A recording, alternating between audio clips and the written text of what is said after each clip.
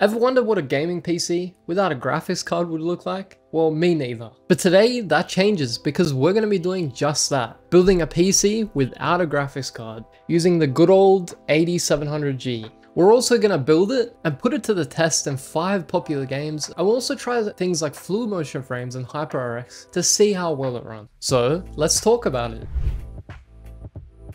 So obviously, like I mentioned, we're going to be using the good old 8700G, and this is packed with 8 Zen 4 cores. But what we're interested in is the 780M graphics this has, which is an RDNA 3 integrated GPU, which is the most powerful iGPU you can get on an APU. We're going to be pairing that with a B650i Lightning Wi-Fi from ASRock, as well as some Trident Z5 Neo RGB RAM, clocked at I think 6400 mega transfers. And of course it's DDR5 because AM5 only supports DDR5, no DDR4 support here, which is a bit of a shame. And also it's CL32, so it's pretty good timings on this too. And since this is an APU, RAM speed is going to have a major impact on performance here. Now we haven't actually verified that. Other people have done benchmarks on comparing RAM speeds. It's really important, especially when it comes to the Infinity Fabric and also the iGPU performance itself.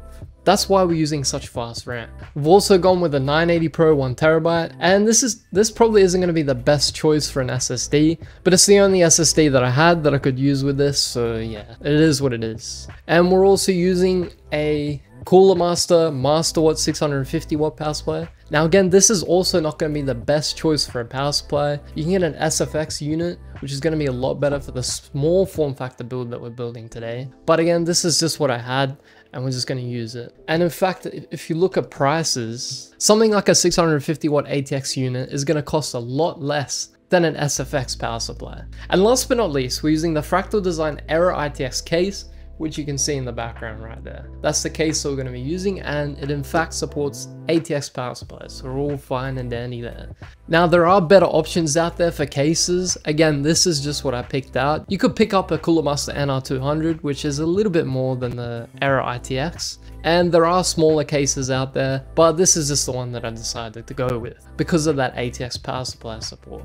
And that brings our total to around $1,400 AUD, which if you compare it to a competing PC for around the same price, you can see, yeah, it's not that good. For around the same price or even a little bit less, you can get a much better PC, which more importantly is going to have a much more powerful dedicated GPU. Really, the only upside to this is you're getting a faster SSD and also faster RAM, but that's not going to matter when your GPU is going to be the bottleneck in the system. So right off the bat, I can tell you that it isn't really that worth it, but we'll see in the gaming tests. So without further ado, let's get into the build. So we're going to start things off with our motherboard prep, and it is going to be a bit tricky because of this microphone boom arm. I'll have to just move that out of the way, I'm sorry about that. But here's the B650i Lightning Wi-Fi from ASRock. There it is in all of its glory. And a couple of key features about this motherboard is that it supports PCIe Gen 5 SSDs, which is great for connectivity. And it also has a total of 11 power phases for the CPU in an 8+2+1 power phase configuration, which is kind of insane for an ITX motherboard. And it also has a 60 amp dual MOSFET with an enlarged heatsink as well. So it's pretty beefy for an ITX motherboard here. Some other things as well is that you get Wi-Fi 6E, as you can see here, as well as 5 gigabit LAN. And of course you get a butt ton of ports, including a HDMI port, which is going to be important for what we're doing because we're using an integrated GPU. You also get plenty of ARGB headers as well for RGB, which will give you an FPS boost. And last but not least, you get a BIOS flashback button, which might be important for us because we are using an 8000 series Ryzen CPU. So we might have to use that. And let's get started by installing our 980 Pro here. Sorry if my hands get in the way a little bit. Can't really help that. And it's also nice that they include a little heatsink for the M.2 as well as a thermal pad. So we can take that off and go ahead and take out our 980 Pro. There's our 980 Pro. Again, not the best option. You can get a lot cheaper SSDs. But anyway, this is just what I had. So we can go ahead and install that. And we can go ahead and install our heatsink. Go ahead and screw that down. Next, we're just going to go ahead and install our CPU here, but before that, we'll take off the mounting bracket here because I'm just going to use the stock solution that the 8700G comes with. There's a beautiful looking 8700G right there. Open up the retention arm. Lift up the socket cover. Line up with the triangle on the CPU with the triangle on the socket and gently place it in. Give it a little wiggle and lower the socket cover, and there we go. Always got to remember to keep this. I've had instances where I've lost this and I didn't have any protection for my pins on my motherboard, so yeah, got to remember to keep this. Now that we've installed our CPU, let's go ahead and install our Trident Z5 Neo RGB RAM. Open up the slot covers and line up the notch with the notch on the motherboard, and 2 hands, gently push it in till it clicks. Do the same with the other stick. There we are. Now that we've got everything installed, we can go ahead and install our stock cooler onto the motherboard. So I think this is the Wrath Spire, if I'm not mistaken, that they provide you with the 8700Gs, so we can take that out. And you can see it comes with pre-applied thermal paste, so we can just plop this onto the CPU and it should be fine. Want to make sure that the AMD logo is facing the opposite direction that the RAM is, so it doesn't bump into it. And we can go ahead and lower the cooler down on the CPU. What I like to do is give it a little bit of a wiggle to make sure the screws are in the holes, and we can go ahead and tighten this down. Sorry if my hands are getting in the way again. And you want to just tighten it in a cross pattern sort of thing. Like this. Gotta love that sound that it makes when you screw it in, you know? Beautiful. And there we go. So basically just screw it in until we can't no more. And the last thing that you want to do is go ahead and take your PWM fan header and install that into CPU fan header 1. Actually, before we go ahead and do that, we can actually go ahead and tie this in a bit of a knot so it's more tidier here. And we can put that into fan header number 1 and just tuck the fan cables over here. And there we are. That's pretty much the entire computer except for the case and power supply. I've got to say that's a lot of computer in a tiny area. Pretty impressive. Now that we've prepped our motherboard, let's go ahead and install it into our case and install the power supply as well as routing the power supply cables to the motherboard. So let's go ahead and do that now. So here is our case. Let's remove the side panels. And we want to take our motherboard and gently lower it into the case. And of course our motherboard comes with an integrated I/O shield, so we don't have to worry about that. Next, of course, we just take our motherboard screws and screw that in. And there we are, motherboard is now in the case. It's just the 4 screws you got to screw in. Next we can take our power supply and install it here into the bracket first and slot it in, connecting this little power connector pass through here. Take the back side panel off too. And I realized pretty quickly that it's probably going to become a problem with these cables. And that's probably why you should get an SFX power supply over an ATX. I mean, look at all the cables, bro. It's just cable spaghetti land over here. So attach the bracket and we should be able to screw it directly into there. But you got to keep in mind the orientation here. So this part here is the front, and it would probably be better to have the airflow coming in this way, so it's not competing with the CPU fan and the back fan's airflow, so it comes in from the top instead. So we can do it that orientation. So we can go ahead and install our 4 power supply screws and get that screwed in. Just before we put in the power supply though, I am going to connect the front I/O connectors and also the fan header connector just to make it a little easier before we do that. So let's first get that fan header connected, so we can go ahead and do that. And let's go ahead and get some of these front I/O connectors into the motherboard. Now for some reason the HD audio is literally on the other side of the board,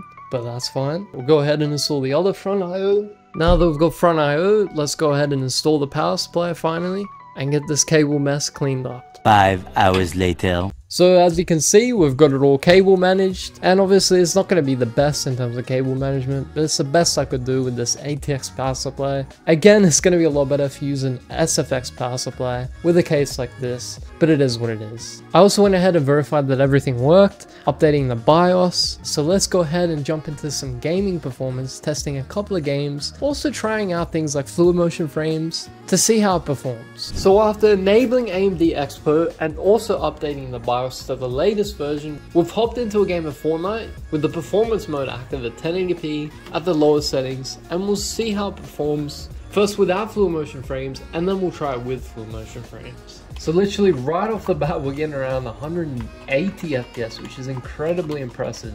Again, this is performance mode, so it's not going to be like the most intensive game settings or anything here, but this is sort of something that you'll be playing on something like the 8700G. You could maybe up the settings a little bit, but I probably wouldn't recommend that, as this is more of a competitive focused title anyway. And our 1% lows are sitting around 140 FPS, so it's really impressive performance here. Of course there are occasional stutters, and that's to be expected in a game like this, because for some reason, you know, this game is just really fucking garbage when it comes to optimization, even after like 6 years. Fuck, I feel like I'm making a Michael MJD video at this point, but anyway. Oh, and it appears our battle boss has glitched. Don't know what happened there. So our GPU power consumption is sitting around 80 watts, and that does include the CPU power consumption combined, because the CPU and GPU are obviously on the exact same package, even the same die, because this is a monolithic die.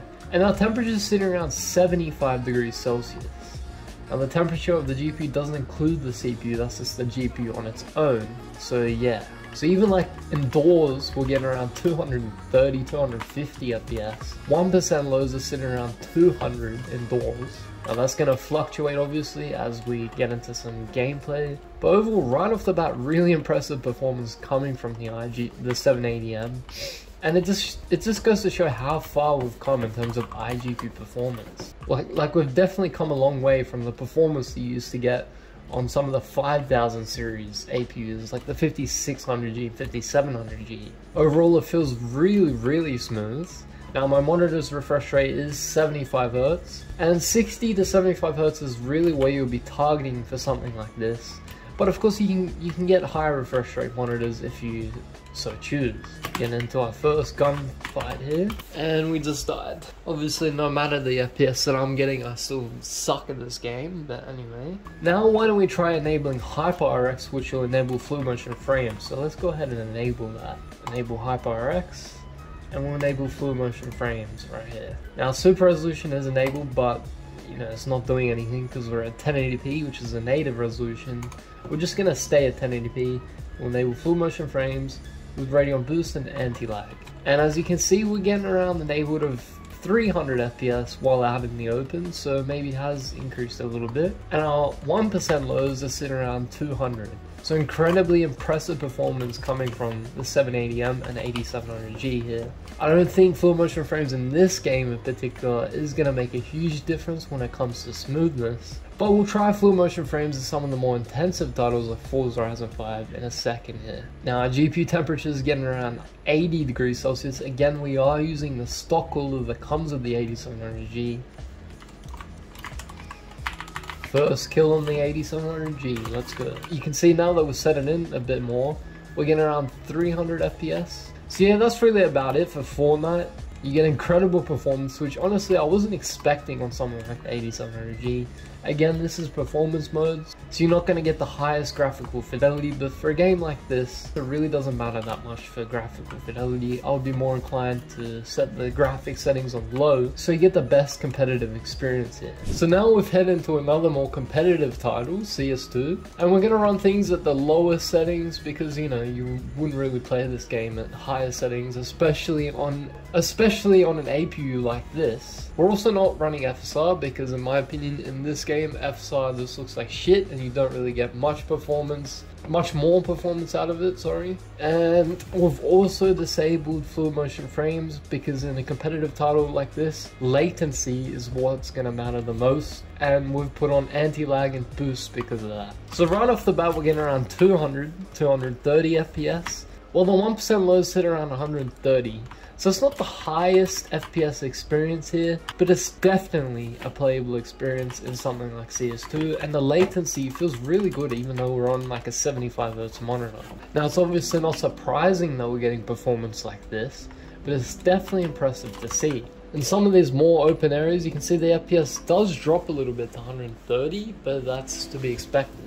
It doesn't change anything about my skills, of course, because I'm still dying at literally every turn, but that's fine. Overall, the gaming experience is obviously more than playable, getting fantastic FPS, and it goes to show that you can in fact game on something like the 8700G alone. But with that said, why don't we hop into a bit more of an intensive game like Baldur's Gate 3 to really stretch the legs of the 8700G a little bit more. So now we're in Baldur's Gate 3, which even though it came out last year is still insanely popular, running a full screen 1080p 75Hz with the ultra performance FSR 2.2 on.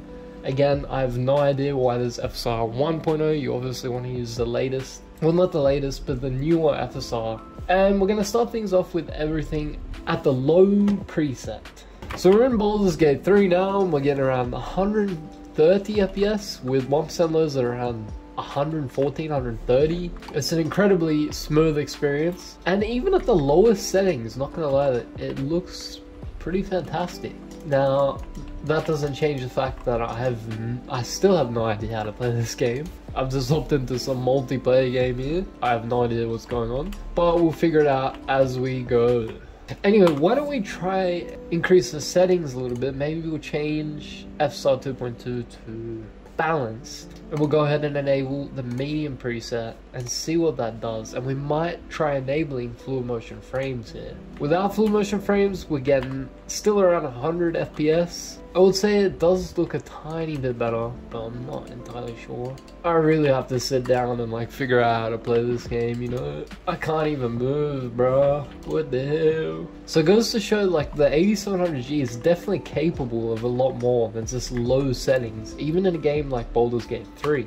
So why don't we try putting the settings even higher than that, and maybe setting FSR to quality. So let's try higher settings here, and we'll enable FSR 2.2 on the quality preset here, and we're still getting like 70 plus FPS, so really impressive performance here. With that said, why don't we go ahead and try enabling fluid motion frames to see how much more FPS we get here. So let's enable HyperRX. We're not going to enable super resolution here, we'll just run it at the native resolution.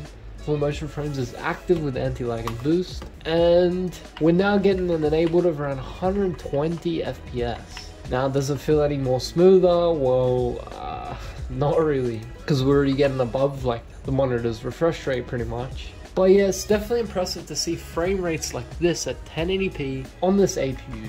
Definitely impressive. Not as impressive as my skills in this game, you know, they're just too good. So yeah, that's about it for Baldur's Gate 3. Let's hop into another title now. So now we've hopped into a still very popular game, which is Palworld. And we're going to start things off at the very low preset, and we'll try enabling fluid motion frames to see if that helps, and we'll try other game settings too. And as you can see, on the very low preset, we're getting around 60 FPS.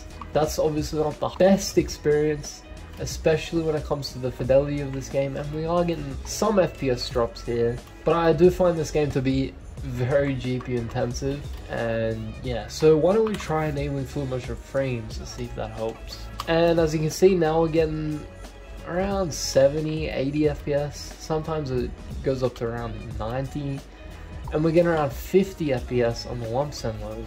Yeah, it doesn't feel like the best when using fluid motion frames in this game. Maybe that's because the consistency isn't that good in this game. You really want to be targeting at least 60 FPS consistently if you want to use fluid motion frames. You can see when we're just using it without fluid motion frames, we're getting below 60 FPS.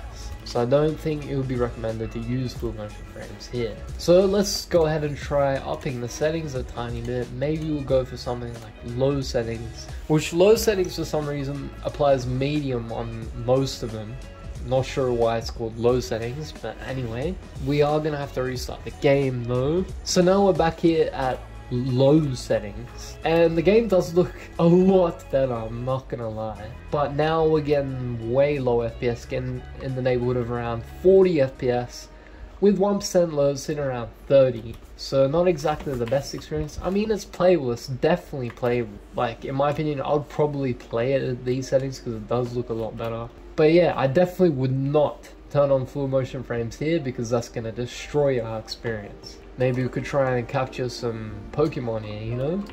And there we go. So yeah, a decent overall experience. I was kind of expecting it to perform like this, especially since this is a much newer title that in my experience doesn't really run the best and is extremely GPU intensive. So yeah, it is what it is. So now let's hop into our last game, which is Forza Horizon 5, and see how that runs.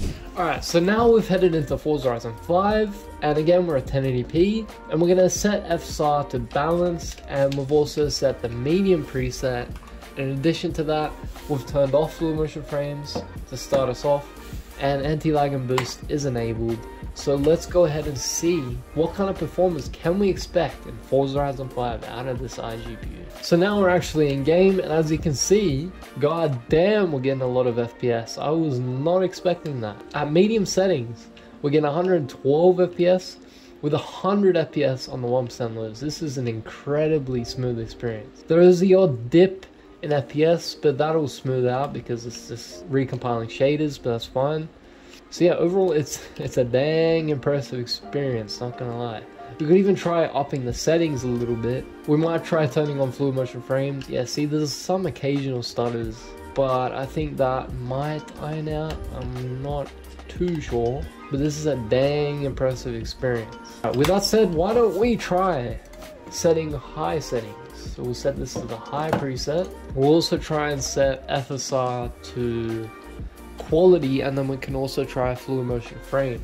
So I'll set the quality at the high preset. Alright, let's go restart the game now. So now at the high preset, we're still getting roughly 100 FPS with like 90 FPS on the 1% lows. So that's damn impressive for this APU. I was not expecting that. It still does occasionally stutter. I'm not entirely sure what that could be because it's stuttering the entire AMD overlay. Yeah, I'm not sure why that's happening.